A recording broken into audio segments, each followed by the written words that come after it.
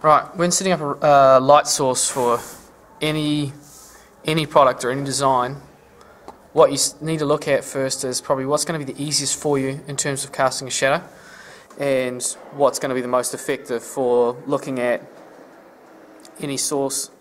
So if I was to cast the source this way, what we tend to find is that this is the highlight and then 90% of the product's in shadow, and so it makes it quite hard to effectively do the lights, the kind of light values to show this as round. So logically then, this way here is going to make it easiest to show the shapes and then cast a kind of a simple shadow. So I generally choose a light source basically off what's going to be easiest for me. The other kind of rule of thumb that I tend to keep to 99% of the time is that if I've got a light source on one of my sketches on the page in this direction, all my products have that same light source. So when choosing a side, you choose the simplest side, and then if you draw other designs afterwards, if they're not the most simplest way to do it, then sometimes you change them, but otherwise you do a very basic render and keep it a little bit more simplified, or just flip the product so it's facing the right way. So in terms of that there, let's move into actually doing the render.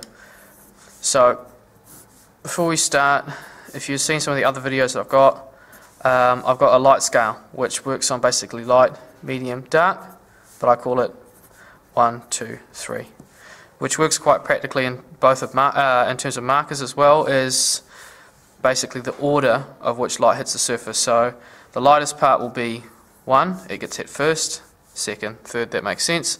These are your darkest parts. In terms of how markers work, this means you go over it once with the marker, twice with the marker, 3 times with the marker, and the third time is when you flip the sheet and you go over from behind. So in some of the other videos you would have seen it as well. So going from here, essentially I'm going to say, right, that's going to get hit there, that's going to be my light spot. Doesn't go right to the edge. Reason being is because it is a sphere, it should disappear into the background. So that's going to be first, then this kind of area here is going to be first, second, third, then we'd want to cast some form of a small shadow down here. This will be kind of like a 3.5 or a 4. Basically this is where you have to start getting like a darker, just a 2B pencil or something, and go over the top of your marker render. Similar thing here. So you should be able to kind of project from that point, go right, there's your surface of contact, 1, 2, 3,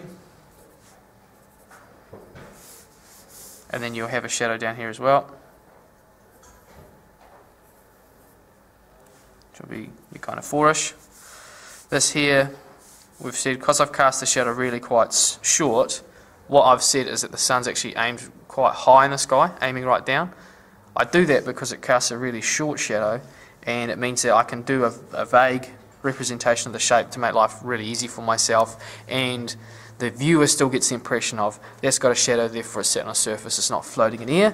So it's kind of a lazy shortcut, but it's an effective one as well. So we got, this will be a 1, 2, 3, even on these edges here you're going to go to a 3.5, it's just going to get a lot darker, and then you'll have your shadow under there. Same thing now with this surface, as you're thinking, right, well there's area 1,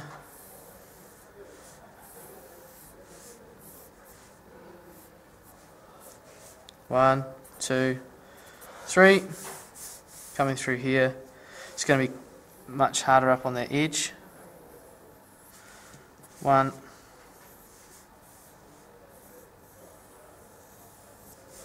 2, 3, and same with this here. Come down here. 1, 1, 2, 3, and then this one here probably be like a 4. I know I don't have a 4 on my scale, but essentially that's just where it's just extra dark, and you'll have to go over something a little bit extra to push those values out. And then from there, what you can do is go, right, let's just take the bulk of the shape. So if we're saying, right, that's the circle shape, we should see that bulge there.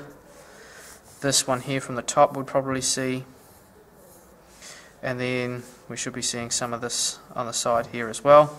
So basically I've just taken the major features and traced them, and then said these probably won't be seen. They might, but we're not going to get too fussy. So then that's where the shadow will be. And what you can see there is instantly lifts it, looks really quite tidy. Your brain looks at it and goes, yeah, that looks really believable, so you're not going to question it. Is it 100% accurate? No. Is it accurate enough? Yes. That's really all design is about communicating ideas quickly and effectively, and having ideas floating in space just tends to be a little bit odd for clients and other people to look at. So casting a quick shadow on it, even if it is just left as raw as that, is better than not. So just to kind of explain it a little bit further, with looking at a light surface here as a side view, is that you're going to see really gets hit there. There's your kind of cone for one, oops, for two, so this is where you get that kind of, for three, 1, 2, 3, and then you can see when we go from here to there, that's going to help dictate where our shadow is. So that's basically what my brain's working off, and I'm kind of projecting towards and just trying to keep it radiating from this point.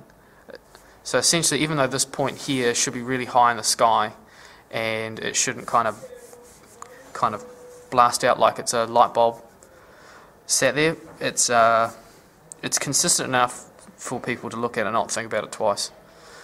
Right, okay, so we'll move on to object number 2. So we're going here now, similar direction. Essentially we're going to say all of this side here is one flat surface, and so that's the darker side, the top's the lighter side, this side is the second, so this whole side here is 2. That's easy. And if you look at the cube video, it's essentially looking at it like it's a cube and then breaking it down. So I'm saying this top edge here will make like a 1.5 just to help look like it's rounding off. Then 1 to kind of blending to 1.5-ish down here, but it's, you know, not a lot of change there. Then on this top edge here, it's going to be like 2, 1, 2, 3, and then under here is all going to be 3, and then just to help emphasize that it is round, that's going to be a 3.5. And then now looking at our shadow, what we want to see is we're trying to translate this shape here and kind of fold it down onto the ground. So what I do is I take that and then say, right, if this is a flat there of that shape flip down, then we see kind of that shape. And then if you can see a little something in there just to break it up so it doesn't fill the whole space in, that there really helps lift it and just improve the level of the shadow. So I'm just gonna see, this one's higher than that one, so I just need to lower this one a little bit. And then, yeah, that should connect there. If you get an angle that does something like that for a light, it does really lift the presentation a whole lot. So as I fill this in, you'll start to see kind of what it does.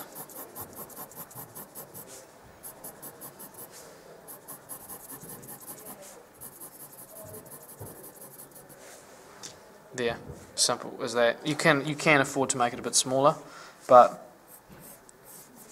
that's close enough from there to there. Right, now I'm going to move to this one here. I've done something a little bit cheeky on as well. As you can see, these faint lines. This is what I call net surface lines. They're essentially kind of like a laser grid pattern that's been projected onto a design, which is a cheeky but really effective technique for showing a shape of a product without having to do the rendering. So now that I've done that on the surface, you can tell all the shapes that dips in, not out. So it's not like a half sphere. You can see that that's that kind of triangle shape that's dipped into it as well. And so basically, if you have this on very faintly and then do the rendering with these light sources, what it's going to do is it's going to take a lot of the work out. You only do a few hints here and there just to help lift it, to show values, but it's going to get the exact same effect but with a tenth of the time. So essentially what I'll do is I'll skip down to this part here. This is a side view of a dip in, like the product has been kind of cut in half. So what I'm going to do is I just put the light source really low down here just to kind of emphasize what's happening when we do it in a 3D format. So if the light is going from here through, what we find is this where it touches here, this area here becomes your 3, then that area becomes your 2 and your 1. So it kind of has this kind of reverse effect. So because you're going to get a shadow off this lip essentially, just like we did for this part here, that's how we're getting it in here. So it's the same as doing a sphere that sticks up, but it's basically just reverse order, because you'd have light spot, then medium, then dark. This is going the other way around. Right, so into this one here, just zoom back out. I keep drawing the light source, particularly if I'm doing a render of any quality. I tend to actually sketch it in just for a real visual reference myself, because I might misplace it a little bit and forget that. So what we're going to see here is right by the lip, it's going to be a 3. I'm just going to rub some of these lines out in the center, just because it's going to make it hard for me to see what's going on.